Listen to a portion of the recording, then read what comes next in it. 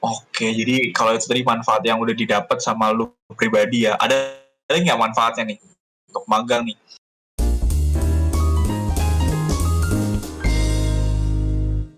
Oke, kalau manfaatnya yang lain ya? Berarti manfaat lain ya? Kalau manfaat Iya, lainnya itu, ya pastinya adalah kompetensi ya. Kayak, lu bukan cuma belajar di kuliah doang, lu bukan cuma di kelas doang dipelajarin, dikasih tahu, di project-project kecil yang ada di kampus, atau yang di kuliah ya maksudnya.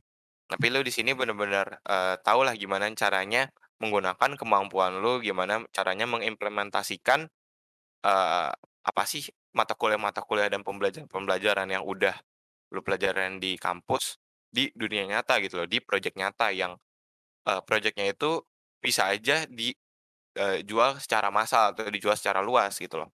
Ya memang nggak semua project-project itu dijual secara massal, tapi seenggaknya adalah project-project itu udah pasti, digunakan secara real gitu loh, bener-bener digunakan sama user yang nyata. Ya contohnya kayak gua, kemarin kan, ada disuruh bikin aplikasi absensi ya. Nah, aplikasi absensi itu kan pasti nanti dipakai sama kantor gua tuh. Nah, itu kan bener-bener berarti project yang real dipakai oleh user, dipakai oleh orang gitu loh. oke. Nah, eee, kalau jadi gue mau nanya nih tapi sama lu, kayak merasakan nggak sih perbedaannya sama yang dipelajarin di kampus sama yang pada prakteknya nih pas magang gitu? Ada perbedaannya nggak sih? Kalau ada tuh apa? Sebenarnya perbedaan sih, dibilang perbedaan bukan, tapi apa yang kita pelajarin di kampus itu bisa dibilang belum nyampe tingkat yang paling advance gitu loh. Yaitu kita itu pelajaran di kampus masih di antara, ya Dasar. masih dasar sama menengah lah, belum bener-bener sampai yang hal-hal yang udah kita butuhin banget nih di kerja itu, udah sampai advance kan gitu loh. Hal yang bener-bener dibutuhin di tempat kerja. Jadinya, ya lu udah kenal lah memang dasarnya dan tingkat menengahnya. Tapi, untuk ke tingkat yang advance-nya itu atau ke tingkat atasnya yang bener-bener dipakai banget di tempat kerja. Nah itu, ya kita harus cari tahu sendiri, kita itu harus belajar sendiri juga. Memang nggak mungkin sih kalau misalkan di kuliahan atau di kampus itu, lu diajarin sampai tingkat sana. Karena itu butuh prosesi yang banyak dan panjang banget sih kalau untuk arah sana. Memang pengalaman, menurut gua salah satu yang dibutuhkan jadinya. Jadi itu salah satu alasan kenapa magang juga penting ya. Banyak banget yang untuk mempersiapkan kan ya tadinya mempersiapkan dunia kerja. Berarti kalau gue tanya, apakah lebih siap nih setelah magang nih, lebih siap untuk memasuki dunia kerja nih? Kalau lu sendiri? Kalau gua sih sebenarnya, iya, gua merasa gua ya jadi lebih siap sih dengan dunia kerja karena memang kita udah belajar atau udah tahu lah gimana sih dunia kerja itu dengan adanya magang. Tapi yang paling penting adalah ya kita harus percaya diri juga sih dengan diri sendiri gitu loh. Kalau kita nggak percaya dengan diri kita sendiri gimana nih orang-orang yang nantinya mau hire kita untuk percaya dengan diri kita gitu loh. Tapi ya memang nggak bisa muluk-muluk cuma percaya diri doang tapi nggak ada apa-apa lagi. Ya kita juga harus dalemin tentang kompetensi kita untuk, survive di dunia kerja apalagi di bidang IT ya. Karena di bidang IT itu perkembangan teknologinya kan cepet banget ya perkembangannya tuh, industrinya berkembangnya sangat cepat. Jadi ya kita benar-benar harus up to date lah dengan yang namanya teknologi-teknologi baru, gitu. Tapi kalau dari lu sendiri gimana, Apakah lu tertarik untuk magang atau enggak nih dari cerita-cerita gua barusan? Gue tertarik banget, cuman ya itu tadi yang gue kasih tau ke lu beberapa, gue kayak banyak ketakutan nih, kayak nanti interviewnya gimana, apakah kalau nggak keterima gimana nih kalau nggak keterima magang, kalau udah keterima nanti kerjainnya gimana nih, kayak soalnya merasa bahwa kompetensi gue nih kayaknya masih kurang nih, kayak tadi yang udah dibilang juga, yang dipelajarin kan masih hal-hal yang dari basic ke menengah ya, sedangkan nanti yang dibutuhkan di kerjaan itu yang udah tingkat atas. Tapi tadi setelah dijelaskan, gue jadi lebih tenang sih karena apa namanya, emang nanti bakal diajarin, malah itu adalah saatnya untuk gue belajar gimana caranya sih gue mencapai tingkat yang lebih advance itu dari yang ilmu-ilmu yang udah gue punya. Oke, Jadi kalau gitu sih. tapi kalau misalkan untuk magang sendiri nih, kira-kira lu udah ada inceran nggak sih kira-kira tahu gitu mau kemana? Belum ya? Gue sih udah ada beberapa nih karena beberapa perusahaan kayak konsultan gitu gue udah ada beberapa hal, soalnya juga kan gue punya cici nih dua nih, nah mereka tuh kayak beberapa yang kasih saran gitu, ini dong, nih coba nih, ini bagus nih kayaknya mau dicoba gitu kan. Jadi gue juga beruntung sih punya cici yang kayak ngasih-ngasih info gitu sih, mereka yang kayak rekomendasiin. Tuh kayak Kebetulan memang juga iya bener kayak memang sekarang tuh, untuk magang ya, nggak muluk-muluk lo harus benar-benar cari dari yang ada di FTI doang, atau dari yang si IBIK, web IBIK lah, yang tadi gua kasih tahu tuh. Yang di situ memang ya mungkin gue jelasin dulu kali ya, web IBIK itu sebenarnya apa sih? Nanti kayak boleh pas tuh. lagi kayak nanti pas lagi sosialisasi, lu dikasih tahu nih, ada yang namanya web IBIK. Sebenarnya di sosialisasi itu bener-bener banyak banget yang lu dikasih informasinya. Tadi kan adalah lu kasih tahu ada web IBIK, habis itu di situ juga ada biasanya presentasi. Presentasi beberapa perusahaan yang bisa dibilang cukup besar di bidang IT ya, kayak nanti mereka mau hire orang magang. Habis itu juga ada yang namanya, nilai-nilai, penilaian lah untuk nanti magang berapa persen, dari nilai dari perusahaan berapa persen, dari laporan berapa persen. Nah, habis itu dikasih tahu juga nanti ada laporan, habis itu dikasih tahu juga laporan itu nanti timeline-nya berapa aja, di laporannya ada apa aja gitu, dan hal-hal lainnya. Nah, di web IBIK ini, lu dikasih tahu nih, di situ tempat kita untuk upload data-data. Contohnya kalau data-data perusahaan. Nah, itu kan kita butuhkan nih untuk yang tadi gue bilang ya, setelah kita apply, dan tekan kontrak, sorry, harusnya sebelum tekan kontrak sih. Sebelum tekan kontrak, ya lu kasih tahu dulu nih kalau gue udah diterima di perusahaan ini, ke kampus atau ke universitas. Nah, nanti di sana divalidasi dong kalau misalkan, "Oh iya ini perusahaannya benar," gitu. Nah, nanti data-data itu dimasukinnya di web IBIK ini. Nah, itu nanti juga kayak surat-surat yang lain, surat lu diterima, surat lu mengajukan ke perusahaan, atau surat lu diterima dari perusahaan, dan surat-surat lainnya, itu juga di-upload di web IBIK ini. Nggak cuma itu doang, kalau bagi kita atau bagi mahasiswa yang belum dapat tempat magang, di web IBIK ini, nanti lu dikasih ya di situ ada tempat magang lah, ada bagian namanya tempat magang. Nah di situ, banyak tuh kayak, perusahaan-perusahaan yang bisa bisa dibilang kayaknya bukan kerjasama sih, bukan sepenuhnya kerjasama, tapi kayak, referensi dari kakak tingkat kita yang kemarin-kemarin udah magang, gitu loh. Nah di situ ada nama perusahaannya, ada kontaknya juga, jadi lu di situ bisa kontak-kontak ke perusahaan-perusahaan itu, gitu. Jadinya ya banyak lah, memang jadi tempat magang itu lu jangan berharap bener-bener dari tempat itu, dari si web WebIBik ini.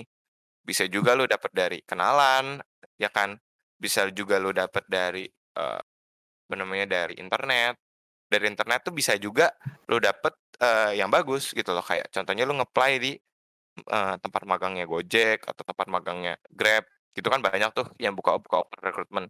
Kalau bisa dapet kan ya lebih baik ya, gitu. Itu sih. Oke, jadi sebetulnya juga nggak terbatas ya, berarti harus nyarinya dari yang di website IBIK atau yang sudah disediakan oleh FTI. Kita bisa juga mencari yang di luar dari situ ya. Kalau emang udah ada target gitu, kayak kayak misalnya, oh gue kepengen nih kerja di perusahaan A, perusahaan B, atau siapa tahu ada yang pengen kerja di Google, siapa tahu ya di Apple. Betul banget. Kalau keterima sih ya amin, bagus banget sih. Bagus Bagus banget, banget, bagus keren. banget. Apa FTI juga bangga dong kalau misalnya mahasiswanya bisa ada yang magang di situ tentunya. Bangga lah, pastinya bangga FT juga. Soalnya memang itu perusahaan-perusahaan yang elit banget ya di bidang IT gitu. Bener, kita tunggu aja nih nanti ya, siapa yang akan menembus sampai ke sana. Nah, Betul.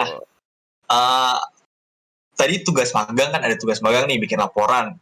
Nah, laporannya itu gue denger katanya ada sidang ya. Kok kayak serem sih ada sidang gitu segala, kayak skripsi udahan gitu. Ya, kayak sebenarnya sidangnya ya nggak seserem yang lu pada bayangkan ya, gitu loh. Sidangnya itu adalah setelah kita selesai bikin laporan, nanti kita ada namanya prosesi ke sidang, gitu loh. Setelah kita bikin laporan, sudah ditanda tangan dan nanti baru masuk ke sidang. Nah, di sidang ini, kita itu, nggak banyak yang aneh-aneh kok, nggak banyak yang kayak apalah namanya, ditanya-tanya sampai segimana-segimananya. Karena memang magang itu kan tergantung nih, si perusahaan ini mau memberikan tugas apa ke kita, ya kan? Nah, kita di situ cuma disuruh presentasi sih, presentasi apa aja sih pekerjaan kita selama magang ini, apa aja sih tugas-tugas yang diberikan dan sudah kita selesaikan. Kalau gue pribadi waktu itu, karena tugas gue adalah bikin web, apa namanya, web kantor, habis itu juga, aplikasi absensi, habis itu gue kasih tahu tuh screenshot-screenshot dari aplikasi absensi gua. Nah, memang di situ nggak perlu nunjukin coding banget sih, tapi ya kayak kalau lu bikin aplikasi dan segala macam kan butuh label ya, butuh, relation. Nah, itu ya perlu sih kita, apa namanya, perlu kita cantumkan. Dan ditanyanya pun nggak yang kayak aneh-aneh banget kok. Kalau kita ngerjain sendiri magangnya, kalau kita itu paham juga dengan laporan yang kita bikin, pasti kita bisa kok, tenang aja. Itu nggak mungkin melenceng kok pertanyaannya dari yang, kita bikin. Kayak jadi jangan joki ya magangnya ya. Oke, gitu. Jangan Sebenarnya joki magangnya. bimbing-bimbingan aja gitu loh. Iya. Magangnya jangan joki ya. Eh, tapi kalau lu sendiri tuh kan tadi gue juga ada ketakutan-ketakutan nih untuk magang. Tapi lu dulu sendiri nih sebelum magang nih pas semester 5 ada ketakutan nggak sih? Banyak nggak sih yang lu takutin? Sebenarnya kalau untuk, ketakutan ya, ketakutan itu sedikit, tapi yang ada beberapa ya bisa dibilang ada beberapa.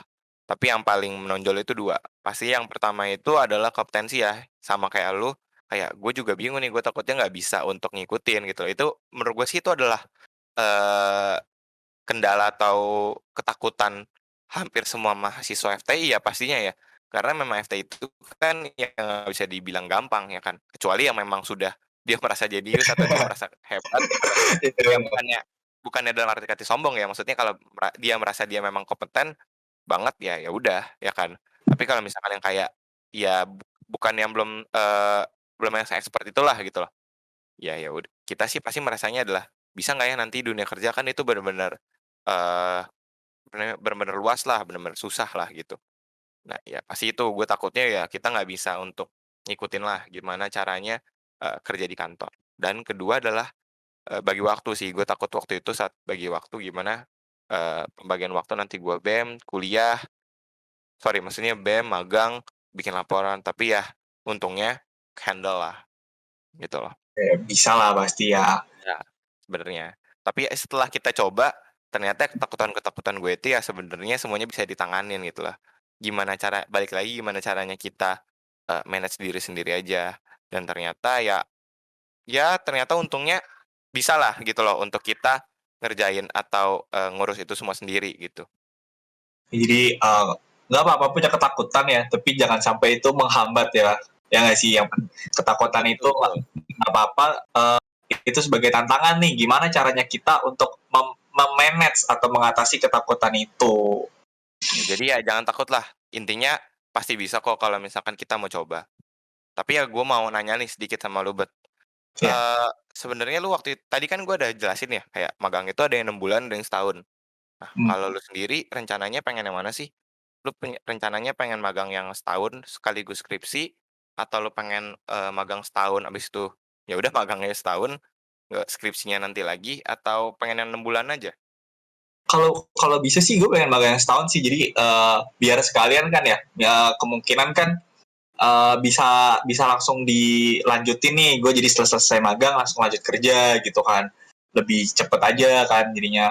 Tapi yang gue pikirin tadi itu sih, kalau misalnya magang nih tapi sebelum skripsi itu juga tuh, apakah berat nggak ya nanti, kan kayaknya skripsi itu revisi ya, yang sering didengar tuh revisi skripsi cari judul, atau ngerjain skripsinya nanti malah jadi terbengkalai gara-gara ada fokus sama magang. Kalau menurut lu tapi gimana tuh? Kayak apakah bisa nggak sih orang tuh skripsi sambil magang? Ya, sebenarnya balik lagi juga ya ke orangnya.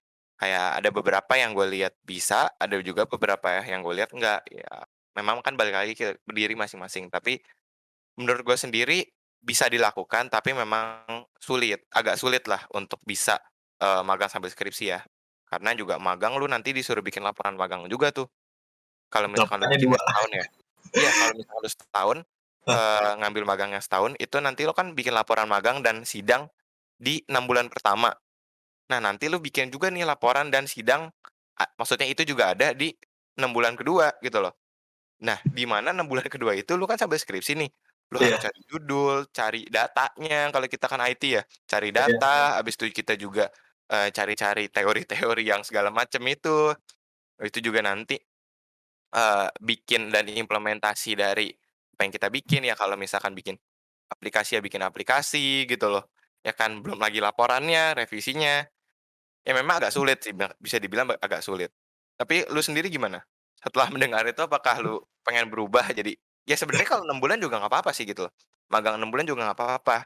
Eee, Sisanya baru nanti lu ambil kelas dan nanti baru ambil, skripsi gitu loh. Kayak itu juga bisa sih sebenarnya.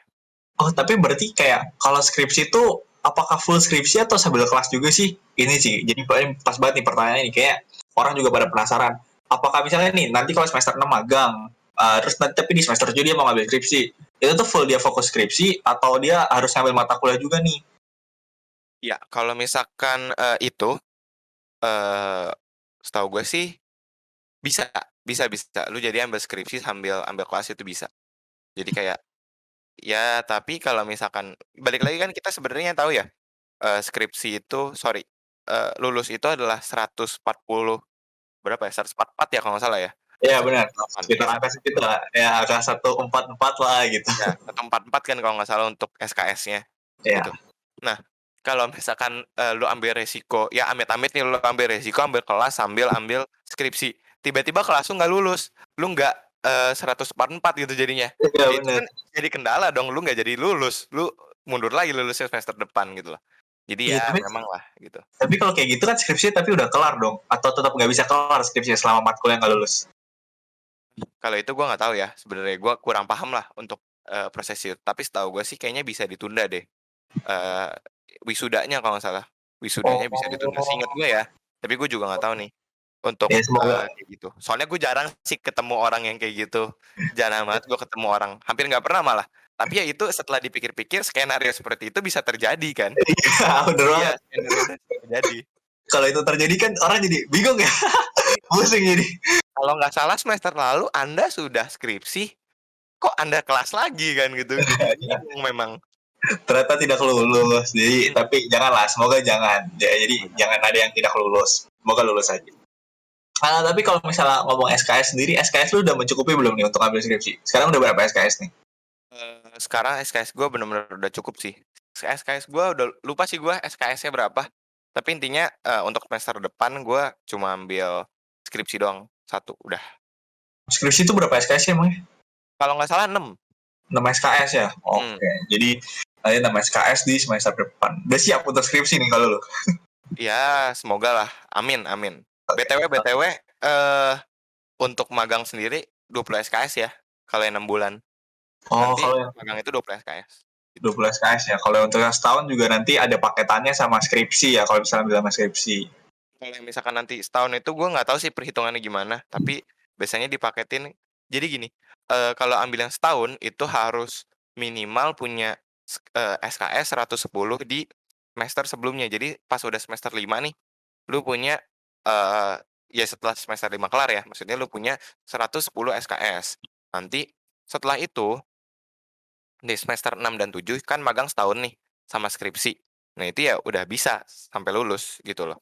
Intinya lu harus butuh 110 SKS kalau misalkan mau magang yang setahun dan ada skripsi. Tapi, kalau misalkan lu cuma mau yang 6 bulan doang, yang nggak skripsi, itu kalau nggak salah cuma butuh 90 atau 80 atau 90 SKS gitu. Ya pastinya semua udah mencukupi lah kalau 80, 90 SKS di semester kelima gitu. Benar-benar. Benar banget sih. Tapi berarti itu yang harus diperhatiin ya, perolehan SKS yang udah diambil berapa nih oleh masing-masing mahasiswa ya. Karena kan pastinya beda-beda ya ngambil mata kuliahnya, bobot SKS-nya. Betul Oke deh betul. kalau Ya kalau gitu. kayak Jadi gitu mhm, untuk mengakhiri nih, lu ada nggak nih pesan buat anak-anak angkatan 19, 20 atau 21 nih adik-adik angkatan lu untuk magangnya nih nanti untuk pesan-pesan buat mereka magang nantinya? oke. Kalau pesan-pesan sih sebenarnya nggak ada ya, tapi ya paling gue cuma mau ngingetin aja, kalau misalkan, magang itu penting tapi nggak magang itu penting tapi bukan suatu keharusan. Jadi balik lagi ke pilihan kalian gimana, apakah kalian mau magang atau tidak, gitu loh. Memang, magang itu banyak, manfaatnya tapi bukan sesuatu yang keharusan, gitu loh. Balik lagi dengan keadaan kalian dan kalau kalian mau magang, jangan takut-takut untuk, nge-apply sih gitu loh. Jangan terlalu banyak berpikir kalau kalian nggak bisa atau gimana, pasti bisa kok kalau misalkan kalian, kuliahnya juga ya nggak yang bener-bener, jelek gitu maksudnya kalau misalkan kalian bisa ngikutin di perkuliahan, bisa survive sampai semester sekarang, pasti bisa juga kok untuk magang, tenang aja. Magang itu juga nanti ada pembelajarannya, lu nggak bener-bener yang kayak kerja banget gitu, jadi semangat. Oke, jadi apa namanya, jangan takut lah intinya ya. Kalau terus juga magang tuh tadi salah satu jalan lah, jadi bukan satu-satunya jalan. Banyak jalan ya, setiap orang punya jalannya berbeda-beda. Kalau untuk lu sendiri tadi, jalan lu adalah mengambil magang. Nanti gue akan mencari jalan gue sendiri nih, dan juga para sobat info nanti juga punya jalannya masing-masing. Yang penting jangan takut mencoba apapun yang ingin dilakukan, jangan takut. Karena kalau misalnya nanti takut nih, kalian nggak akan tahu ya, karena nggak pernah mencoba gitu kan. Kalau misalnya dalam konteks magang nih, takut nih, aduh perusahaan gede nih, tapi takut nggak keterima gitu kan. Terlalu banyak ketakutan nggak keterima tapi nggak apply. Jadi nggak tahu dong kayak itu kalau misalnya nggak apply udah pasti enggak. Tapi kalau misalnya kita apply, ada kedua kemungkinan, bisa kemungkinan diterima, bisa kemungkinan enggak. Kalau misalnya diterima kan jadi bagus dong ya. Kalau misalnya kalau nggak diterima, ya udah. Maksudnya kayak kita juga nggak rugi apa-apa kok gitu. Yang penting kita udah mencoba ya, jangan takut mencoba. Ya jangan jangan malu juga lah kalau misalkan nggak diterima di perusahaan gede atau nggak diterima magang. Tenang aja jalan itu masih banyak, jalan orang itu juga beda-beda kok, tenang aja. Bener, jangan takut nggak diterima ya, karena kalau Vincent sendiri tadi nggak diterima di 5 perusahaan ya. Ada lah beberapa perusahaan yang nggak diterima. 5 perusahaan. Ada juga siapa tahu ada yang nggak diterima di 10 perusahaan, tapi di perusahaan ke-11 keterima. Kan itu dia, masing-masing orang punya jalannya masing-masing. Jadi jangan takut untuk mencoba, yakin pada diri sendiri ya tentunya. Nah, nanti kalau kalian ada pertanyaan nih mengenai magang, bisa langsung ditanya nanti di kolom komentar. Juga kalau misalnya nanti kalian ada request topik-topik selanjutnya nih mengenai siapa tahu mungkin tentang skripsi atau tentang magang juga, kita bakal bahas magang lagi kalau misalnya pertanyaan kalian juga banyak, atau kehidupan kuliah, kehidupan organisasi, atau barangkali ada yang mau ngomong-ngomong tentang SKPI ya. SKPI ya Vincent. Nah, Ya. siapa tahu ada yang mau tanya-tanya tuh tentang hal kayak gitu. Kalian nanti tulis aja di kolom komentar. Jangan lupa subscribe, like, dan komen. Kami berdua pamit ya. Sampai jumpa. Thank you. Thank you.